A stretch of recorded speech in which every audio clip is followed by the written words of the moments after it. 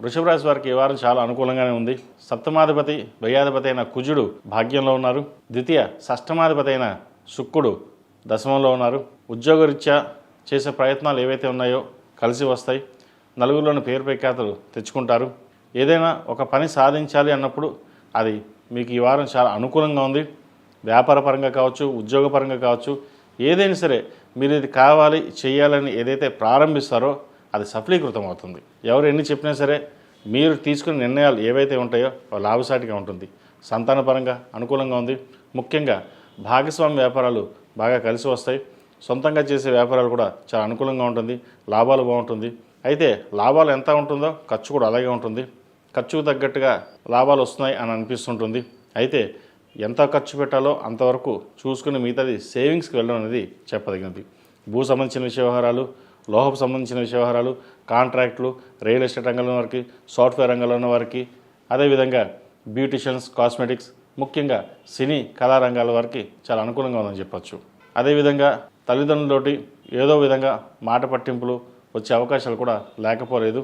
సామరస్యంగా ఉంది, ముందుకెళ్ళడం చెప్పదగినది. అదేవిధంగా ఈ రాశిలో జన్మించిన విద్యార్థులకు కాలం చక్కగా ఉంది. సివిల్ సర్వీసెస్ ప్రిపేర్ అవుతున్న వారికి, ఐఏఎస్ ఐపీఎస్ ప్రిపేర్ అవుతున్న వారికి కాలం అనుకూలంగా ఉంటుంది. ప్రభుత్వ ఉద్యోగం కోసం ప్రయత్నం చేసేవారికి నోటిఫికేషన్స్ పడడం ఇటువంటివి జరుగుతుంటాయి. చక్కగా వాటిని శ్రద్ధగా మీ పని మీరు చేసుకుని ముందుకెళ్ళడం చెప్పదగినది. మనకి ప్రభుత్వ ఉద్యోగం రాదా, వస్తుందా, రాదేమో అనే భావన కాకుండా మానవ ప్రయత్నం మనం చేయగలిగితే ఆ భగవంతుడి సంకల్పం వల్ల వచ్చే అవకాశాలు కూడా లేకపోలేదు. కష్టానికి తగిన ప్రతిఫలం అనేది ఎప్పుడూ లభిస్తుంది. కాబట్టి చదువు మీద శ్రద్ధ వహించడం, దుర్వ్యసనాలకి దూరంగా ఉండడం చెప్పదగిన సూచన. ఈ రాశిలో జన్మించిన స్త్రీలకు వృత్తి ఉద్యోగాల పరంగా, వ్యాపార పరంగా కాస్త ఇబ్బందికరమైన వాతావరణం ఉంటుందని చెప్పచ్చు. పై అధికారులతోటి మాట పట్టింపులు కావచ్చు, లేదా ఉద్యోగ ప్రయత్నాల్లో నూతన ఉద్యోగ ప్రయత్నాలు చేసే అవకాశాలు, చేదాకా వచ్చి చేజారిపోయే అవకాశాలు కూడా లేకపోలేదు. సంతాన సంబంధించిన వ్యవహారాలు కూడా వారి ఆరోగ్యం పట్ల కొంత జాగ్రత్త వహించాల్సిన సమయం అని చెప్పవచ్చు. విదేశీ విద్యకు సంబంధించిన వ్యవహారాలు, భూ సంబంధించిన వ్యవహారాలు అనుకూలంగా ఉంది. అడ్మినిస్ట్రేషన్, సాఫ్ట్వేర్ రంగాల్లో వారికి, ఎంబీఏ, హెచ్ఆర్, అడ్మినిస్ట్రేషన్ రంగాల్లో ఉన్న వారికి, కాస్మెటిక్స్, బ్యూటిషియన్స్ ఈ రంగాల వారికి చాలా అనుకూలంగా ఉంటుంది. సినీ పరిశ్రమలో ఉన్న వారికి అనుకూలంగా ఉంటుంది. రావాల్సిన బెనిఫిట్స్ వీరికి వచ్చే అవకాశాలు గోచరిస్తుంది.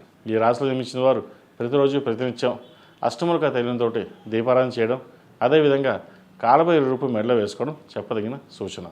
ఈ రాశిలో జన్మించిన వారికి కలిసి వచ్చే సంఖ్య 2, కలిసి వచ్చే రంగు గ్రే.